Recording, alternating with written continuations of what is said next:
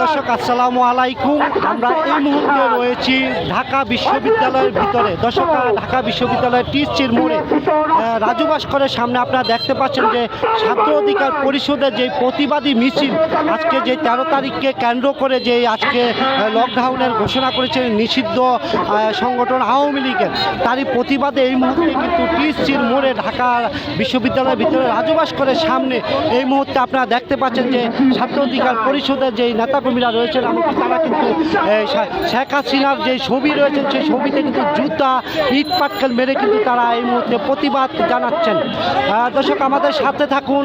আপনারা দেখতে পাচ্ছেন ছাত্র অধিকার পরিষদের যে প্রতিবাদী যে একটি মিছিল, সেখানে কিন্তু শেখ হাসিনা সাবেক প্রধানমন্ত্রী শেখ হাসিনার ছবির উপরে কিন্তু জুতা এবং ইট পাটকেল মেরে কিন্তু ছাত্র অধিকার পরিষদের নেতাকর্মীরা এই মুহূর্তে প্রতিবাদ জানাচ্ছেন।